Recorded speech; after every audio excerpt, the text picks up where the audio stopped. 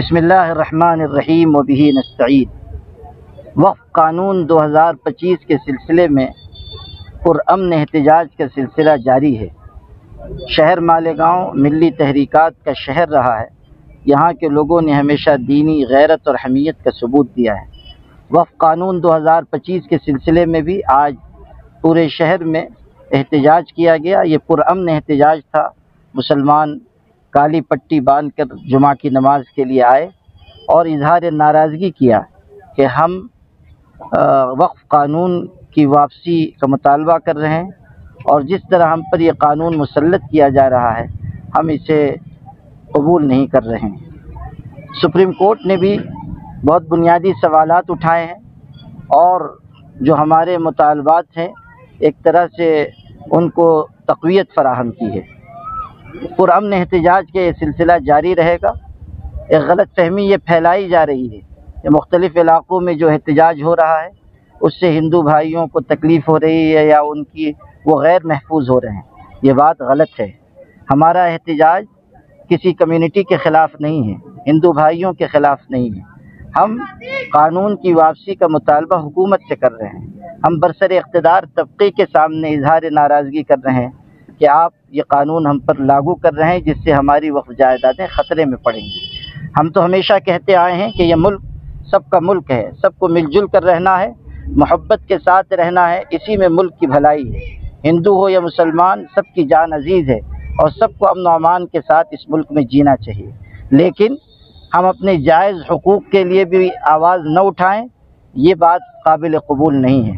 ہم ہر قیمت پر اپنی آواز بلند رکھیں گے اور قانون کی واپسی تک پرامن احتجاج کا سلسلہ انشاءاللہ جاری رہے گا۔ سپریم کورٹ نے بھی یہ بات کہی ہے کہ جو وقف کی حیثیت ہے اسے بدلا نہ جائے۔ اسی طرح یہ بھی کہا ہے کہ کوئی نئی تقرری قانون کے تحت نہ کی جائے۔ سپریم کورٹ سے بھی ہمیں امید ہے کہ کوئی اچھا فیصلہ آئے گا انشاءاللہ، لیکن ہم قانونی اور عملی دونوں جد و جہد جاری رکھیں گے۔ آنے والے انشاءاللہ احتجاج کی اور شکلیں ہمارے شہر کے لیے مقرر کی جائیں گی۔ باہمی مشورے سے کمیٹی بنائی گئی ہے، ایکشن مالیگاؤں ایکشن کمیٹی برائے تحفظ اوقاف کے نام سے، اور اس میں ہر مسلک اور ہر سیاسی جماعت کے نمائندوں کو رکھا گیا ہے۔ انشاءاللہ اس کے بینر تلے مختلف اقدامات کا اعلان ہوگا۔ میں شہریان سے اپیل کرتا ہوں کہ جس طرح آج انہوں نے یکجہتی کا مظاہرہ کیا اور بہت کم وقت ہونے کے باوجود سیاہ پٹی باندھ کر آنے کی اس ہدایت پر عمل کیا ہے، آنے والے دنوں میں بھی وہ انشاءاللہ پوری طاقت کے ساتھ پرامن احتجاج کا حصہ بنیں گے۔ علم ہے نہیں، سمجھ سے دور کا واسطہ نہیں ہے اور بات کی جاتی ہے۔ اگر آپ کو علم نہیں ہے بات مت کیجیے، جو قیادت کا فیصلہ ہے اس کو قبول کیجیے اور اس راستے پر چلیے۔ طرح طرح کی باتیں پیدا کرنا یہ اپنے حریفوں کے ہاتھوں کو مضبوط کرنا ہے۔ اس قدر مشکل حالات میں بھی اگر آپ اختلاف اور مخالفت کی راہ اپناتے ہیں تو یہ علامت ہے کہ آپ کا ضمیر مر چکا ہے، آپ کے اندر اپنی ملت سے وفاداری کا احساس باقی نہ رہا۔ آپ دو لفظ کہنا آپ نے سیکھ لیا، دو لفظ لکھنا آپ نے سیکھ لیا تو سمجھتے ہیں کہ ساری دنیا کی عقل آپ کو تحفہ کر دی گئی ہے۔ جو لوگ کوئی فیصلہ کر رہے ہیں ایسا نہیں ہے کہ وہ علم سے اور عقل سے پیدل ہیں۔ جو لوگ قیادت کے منصب پر فائز ہیں وہ جانتے ہیں کہ مسجد کیا ہے، نماز کیا ہے، نماز کی اہمیت اور عظمت کیا ہے اور احتجاج کا کون سا راستہ ہمیں اختیار کرنا چاہیے۔ آپ ہمیں عقل نہیں سکھا سکتے اور آپ ہمیں تعلیم نہیں دے سکتے۔ جو حدود آپ کے ہیں اور جو اوقات ہے اسی میں رہیے، اس سے آگے بڑھنے کی کوشش نہ کیجیے۔